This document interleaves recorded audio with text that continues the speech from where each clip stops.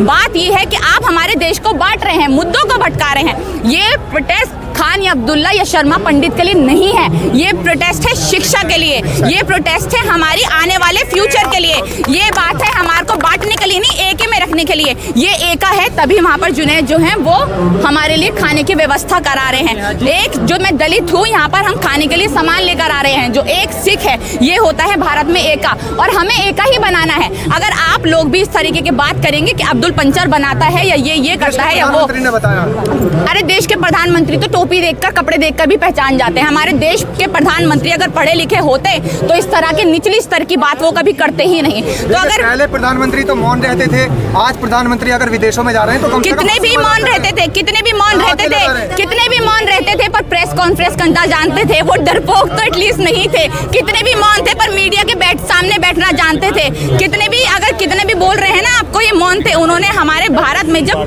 पूरे दुनिया में मंदी की हालत थी, हमारे भारत को नीचे नहीं झुकने दिया, हमारे भारत की जीडीपी को नीचे नहीं झुकने दिया। वो थे मनमोहन सिंह। ये क्या मनमोहन सिंह की, ये क्या नेहरू की, क्योंकि समझ नहीं आता ना, मजाक करते हैं। जब आपको समझ नहीं आता, जब आप एक आप अनपढ़ होते हैं, जब टेलीप्रॉम्प्टर का यूज करते हैं, जब अपने हाथ में पर्ची लेकर बैठते हैं, पीछे अपने ट्रांसलेटर बैठाते हैं, तो आप हंसने के अलावा कुछ कर भी नहीं सकते। उनकी भी मजबूरी समझिए। देखिए, पढ़ाई की बात हमेशा वही इंसान करेगा जो पढ़ा लिखा होगा। एक अनपढ़ क्या जाने पढ़ाई की ताकत।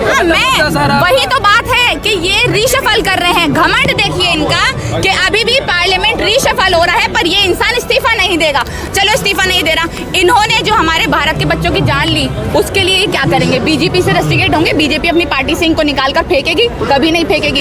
ये तो वो पार्टी है जो रेपिस्टों को अपने पार्टी में कैबिनेट में बैठाती है। ये वो पार्टी है जो मर्डरर्स को माला पहनाकर उनका स्वागत करती है। आप इस पार्टी से क्या ही हम इस पार्टी से एक्सपेक्ट करें कि हाँ, ये पार्टी तो हमारे लिए सब कुछ करेगी। भारत के प्यार को, भारत की मोहब्बत को छीना है, लोगों में नफरत फैलाई है। हम इस प्रोटेस्ट में इसलिए आए हैं कि हम जितना हो सके एके में रहकर, हिंदू मुस्लिम सिख ईसाई होकर मिलकर यहाँ पर अपनी जात को, अपने धर्म को भूलकर प्रोटेस्ट कर सके, और जो नीट के बच्चे ने सुसाइड करी है उसका इंसाफ मिल सके। समय कृषि मंत्री का तो इस्तीफा नहीं हुआ था। नहीं, मैं तो बोल ही रही हूँ ना, उन्होंने तो बोला ही हमारे चलन नहीं है। भाई आप मरते हो। एक मूवी आई थी नायक, उसमें बोला गया था ना, लोग मरते हैं तो मरने दो, कुचलते हैं तो कुचलने दो। वही तो है हमारे बीजेपी के नेता। बेटियां भी यहाँ पर प्रोटेस्ट करके वही तो लोग हैं। हाँ, देखिए, पहलवानों को जब यहाँ पर जो हमारे देश के लिए लड़ रही, किस तरीके से घसीट कर यहाँ से निकाला गया। हमारे भारत में जो भारत का नाम, रेल मंत्री का इस्तीफा नहीं होगा। अरे वो तो उनका ऑफिस ही है बाहर। ये देखिए कितने चौड़ में उनके फोटोज लगते हैं। एक रेपिस्ट के जिसने मोलेस्टेशन का केस जिसके ऊपर लगा है, जिसने मोलेस्ट किया है हमारी ही लड़कियों को, उनका फोटो चौड़ में लग रहा है। अब आप ये सोचिए, जो इतनी बड़ी हस्तियां जो हमारे देश की हैं, जो हमारे भारत के लिए लड़ रही हैं, हमारे भारत का नाम रोशन कर रही है, इनके साथ जब ऐसा हो रहा है तो भारत की बेटियों के साथ क्या हालत होगी? बहुत ही बुरी हालत है। मेरी फिर भी दरख्वास्त है आप लोगों से कि प्लीज इस प्रोटेस्ट में आप जब भी आए, एक ही क्वेश्चन पूछे, और वो होगा शिक्षा का क्वेश्चन। यहाँ पर हम मुसलमान, हिंदू, सिख, ईसाई ये सब ना करें तो बेहतर है। शिक्षा पे बात करें, शिक्षा के लिए बात करें। और आज से भूख हड़ताल भी शुरू कर दी। देखिए, भूख हड़ताल शुरू हो गई है, बट मुझे देखते हुए बुरा लगेगा अगर ये प्रोटेस्ट ख़त्म हुआ ऐसे ही। सोनम वांगचुक जी पहले जो भूख हड़ताल करी थी, उसके वजह से उनको बहुत लंबे टाइम तक जेल में रहना पड़ा था। मतलब जो साइंटिस्ट हमारे देश के, क्लाइमेट एक्टिविस्ट, हमारे देश का बहुत बड़ा नाम, जिनके ऊपर मूवीज़ तक बनी है, उनको ही इन्होंने जेल में डाल दिया था। तो बहुत बुरा लगता है, बट हाँ ठीक है, आज से स्टार्ट हुआ है। तो हम सोनम वांगचुक जी द्वारा, उनकी मुहिम द्वारा जो यहाँ पर लोग आ रहे हैं, हम उसमें जुड़ेंगे, हम शामिल रहेंगे उसमें जब तक हो सकेगा। और हम कोशिश करेंगे कि जितना हो सके हौसला बढ़ा सके उन लोगों का, क्योंकि वो हम लोगों के लिए भूखे हैं। लेकिन मैम, मोदी जी ने आज मन की बात कही और मोदी जी ने कहा, मैंने जनता को बोला सोना चांदी ना खरीदे तो नहीं खरीदा।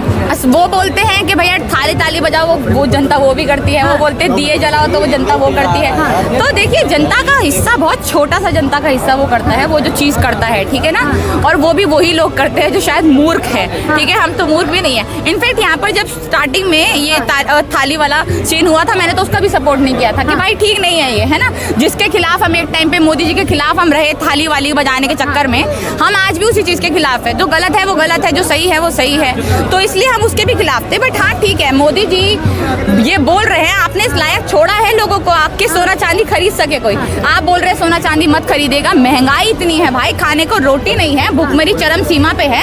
आप ये बात कह रहे हैं कि भैया सोना चांदी मत खरीदो, लोगों के पास घर के बर्तन खरीदने के लिए पैसे नहीं है, पेट्रोल डलवाने के लिए पैसे नहीं है, गैस सिलेंडर्स खरीदने के लिए पैसे नहीं है, सोना चांदी खरीदने की तो इस टाइम शायद मुझे लगता है हैसियत भी बहुत कम ही लोगों के लिए जो खरीद पाए। और उनके बोलने से जिन लोगों ने माना या जिन लोगों को ये हुआ, खरीदने वालों लोगों ने खरीदा है, जिनको खरीदना था वो खरीदा गया है। इनकी बात मानना शायद उन्हीं लोगों ने एक्सेप्ट किया होगा उस चीज को जो मूर्ख होंगे या फिर इनके अंधभक्त होंगे। हाँ, लेकिन मैम मोदी जी आज मन की बात करने के बाद विदेशी दौरे पर निकल गए छात्र यहाँ।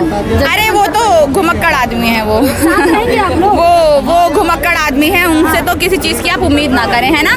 जब भी हमारे देश में कोई विवाद होगा, जब भी हमारे देश में प्रोटेस्ट होंगे, जब भी हमारे देश में बच्चे सुसाइड करेंगे, जब भी हमारे देश में जनता के हालात बुरे होंगे, हमारी LPG सिलेंडर्स गैस महंगे होंगे, हमारे मोदी जी क्या करेंगे, बाहर का दौरा करेंगे, घूम कर आएंगे, फिर कर आएंगे, 9-9, 10-10 लाख के सूट पहनेंगे, वहाँ पर एक ही दिन में 10-10 सूट चेंज करेंगे, अपने मशरूम खाएंगे और अपना रंग सफेद करेंगे। जैसे उनका फोटो भी आया आज, उन्होंने नारियल पानी डालते हुए क्या ही पिंक लग रहे हैं भाई, वो क्या ही मतलब इतने गोरे हो गए, क्या ही खा ले रहे हैं, इतना ज्यादा इतना सुंदर हो जा रहे हैं। मोदी जी जरा हमें बताइए, जनता की हालत, हमारी पसीनों में हालत हो रही है। मोदी जी आपने हमें ऐसे पसीनों में हालत कर दी है हमारी, दिन में आप ये देखिए लोग टैन होते जा रहे हैं, वो गोरे होते जा रहे हैं। लेकिन मैम एक तो ये भी है ना कि बीजेपी में इस्तीफे नहीं तबादले होते हैं। मैं तो देखिए अभी बोला ना पार्लियामेंट सफल की जैसे बात आई कि हाँ देखिए आप कितने लोगों ने, बच्चों ने सुसाइड कर लिया, उनके माँ बाप ने अपने बच्चे खो दिए, है ना। अब ये क्या करेंगे, पार्लियामेंट सफल करेंगे और ये जो हमारे मंत्री जी हैं उनको हटा दिया जाएगा, किसी और को लगा दिया जाएगा उस पे,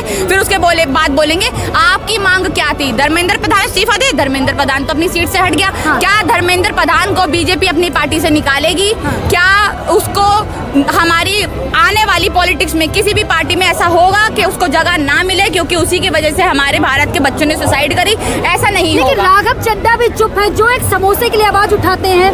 मैं राघव चड्ढा को बोलूंगी, राघव चड्ढा आप लोगों के पास बहुत पैसा है यार, आपने हमारे बहुत ही मतलब जहाँ पर लोग अफोर्ड कर सकते थे इतना महंगा खाना, क्यों आप देखिए फ्लाइट से कौन सफर करता है, अच्छा खासा इंसान गरीब तो सफर नहीं कर सकता ना। वहाँ पर तो 5 रुपए 10 रुपए समोसे की जरूरत नहीं है, पर राघव चड्ढा जी यहाँ पे बहुत जरूरत है समोसों की, यहाँ पर बहुत जरूरत है खाने पीने की, आप लोग लाइए यहाँ पर भी समोसे और चाय की दुकान खुलवाइए, क्योंकि और किसी लायक तो आप है नहीं, आप बिकाऊ हैं, आप बिक गए। आपने एक टाइम पे कहा कि वो इंसान कोई भी हो सकता है, पर राघव चड्ढा वो इंसान नहीं है जो बिक जाए, पर आप भी बिक गए। और देखिए मैं आपको एक बात बताऊं, कई बार इन लोगों की भी गलती नहीं होती। अगर आप बीजेपी में बिकोगे नहीं, है ना, आपको तो पता है बीजेपी वॉशिंग मशीन है, कोई भी अपराध हो वहाँ पर जाकर धुल ही जाने हैं। अगर आप अपराधी हो कुछ भी, अगर आप बीजेपी में जाते हो सारे अपराध धुल जाएंगे, लेकिन अगर आप नहीं जाते, लेकिन आप उनके खिलाफ जाकर बोलते हो कि नहीं जाएंगे, तो आप पे ईडी की रेड पड़वाएंगे और जेल में आप जाओगे। ठीक है ना, सबसे ज्यादा आसान ऑप्शन लोगों को बिकना ही लगता है कि हाँ ठीक है 50-100 करोड़ पे पकड़ाए उनको और ये बिक जाते हैं। ऐसी तरीके से राघव चड्ढा ने किया, बेचारा मासूम इंसान है, खैर छोड़ो उसे, इसके बाद। लेकिन मैम क्या लग रहा है, छात्र यहाँ जंतर मंतर पर कल एक फिर पेपर लीक हो गया।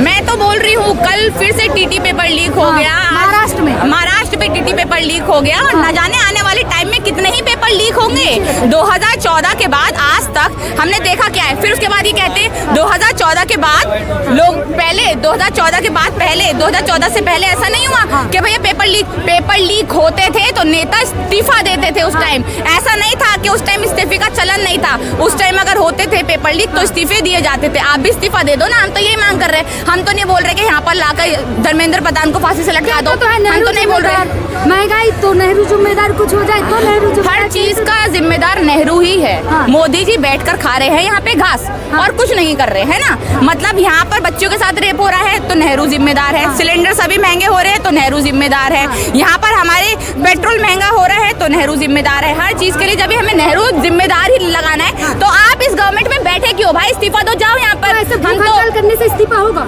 देखिए कोशिश की जा सकती है ना। अगर आप अपने घरों में बैठकर ये बोलेंगे कि भैया हमारे साथ तो बहुत गलत हो रहा है, क्या करें। अगर जब कैंसर होता है किसी को या कोई बीमारी होती है, खांसी जुकाम होता है, छोटी से छोटी बीमारी, आप क्या करते हो, हॉस्पिटल जाते हो। घर में बैठने से तो इलाज नहीं होता ना, तो आपको उसके लिए हॉस्पिटल जाना पड़ेगा, अपने घर से बाहर निकलना पड़ेगा। उसी तरीके से हमारी एक ही कोशिश है, ठीक है ना। आप कोशिश करते हो, जब लास्ट स्टेज पे भी इंसान को पता होता है कि 4th स्टेज का कैंसर है और ये जा ही नहीं सकता, वही कैंसर ये है, तब भी इंसान अपनी पूरी कोशिश करता है कि हम उस इंसान को बचा सके। लेकिन वही कोशिश हमारी चल रही यहाँ से है। पास में है जी। धर्मेंद्र प्रधान जी का घर भी यहाँ से पास में है, एजुकेशन मंत्रालय भी पास में, फिर सरकार काहे नहीं सुन रही? सरकार नहीं सुन रही क्योंकि सरकार बहरी है ना। सरकार निर्दयी सरकार है, अनपढ़ सरकार है। हाँ। और जिस सरकार में खुद प्रधानमंत्री, खुद के मंत्री, जितने भी शिक्षा मंत्री बैठे हैं, स्मृति ईरानी को जब बैठाया गया, खुद के ही मंत्री जब अनपढ़ होंगे तो हम दूसरों की बात कैसे ही करेंगे यार। हाँ। कि हाँ ये हमारे शिक्षा की बात करेगा क्योंकि ये शिक्षित है ना, ये शिक्षा की मांग करेगा। तो जब खुद ही वो अनपढ़ है तो शिक्षा की बात करेंगे ही पढ़े नहीं। लिखे हैं भाई, कैसे पढ़े लिखे हैं? अमित शाह जी ने डिग्री दिखाई थी इंटर पॉलिटिकल कौन साइंस सी से। डिग्री? कहाँ डिग्री? डिग्री तो अरे तो फिर टेलीप्रॉम्प्टर का यूज क्यों करते हो भाई? पढ़े लिखे लोग, होशियार लोग दूसरे मंत्रियों के सामने, दूसरे बाहर के मिनिस्टर्स के सामने, प्रेसिडेंट्स के सामने बैठकर खी नहीं करते।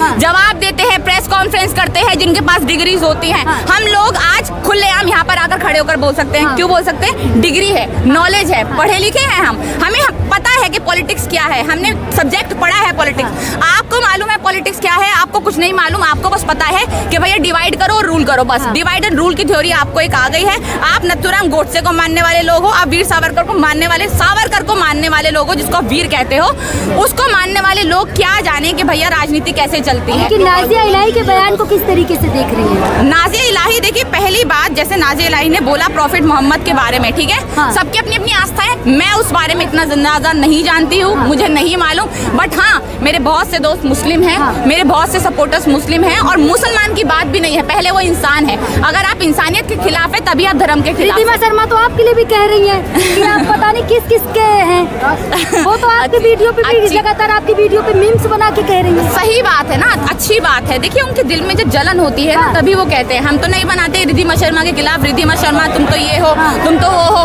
वो बेचारी अपना काम कर रही है ना। और एक टाइम पे वो ओमान रहकर आई है, मुसलमानों का खाकर आई है और यहाँ पर आकर इतना बक रही है ना। एक टाइम पे उसने बहुत लंबे टाइम तक वहाँ पर इंटीरियर डिजाइनिंग जिसको ये कहती है, वहाँ पर कर उनका बहुत ज्यादा खाया है उसने। तो वो लड़की यहाँ पर आकर मुसलमानों के खिलाफ बोलेगी और हमारी बीजेपी की टीम उनको बुलाकर सम्मानित भी करेगी। आप इसे सोचिए कि ऐसे लोगों को बुलाकर टीम सम्मानित कर रही है, फिर आप बोल रहे हैं कि हम तो टुकड़े टुकड़े गैंग हम हैं। अरे आप हो टुकड़े टुकड़े गैंग। आप टुकड़े टुकड़े करने वाले लोगों को टिकट देते हो, आप टुकड़े टुकड़े करने वाले गैंगों को। आपने तो प्रज्वल रेवन्ना जिसने इतने सारे रेप के केस है उसके ऊपर, उसने 63 साल की महिला को नहीं छोड़ा, उसको आप उसके लिए आप रैली कर रहे हो, उसके लिए आप रैलियां कर रहे हो। हमारे प्रधानमंत्री जी जाके उसके लिए रैलियां कर रहे हैं, जबकि मालूम था कि वो कितना गंदा इंसान है। तो ये प्रधानमंत्री हमारे कर रहे हैं, रेपिस्ट के लिए रैलियां कर रहे हैं। उन लोगों के लिए क्या कहेंगे जो लगातार वीडियो बना के बाहर से वीडियो बना के कह रहे हैं भाई यहाँ बोलने वाले लोग बाहर तो निकले, हम अच्छे से हम तो बाहर से ही आते हैं भैया, यहाँ थोड़ी ना सो रहे हैं। मैं तो रोज बाहर से आता हूँ, मेरे साथ तो कुछ नहीं होता।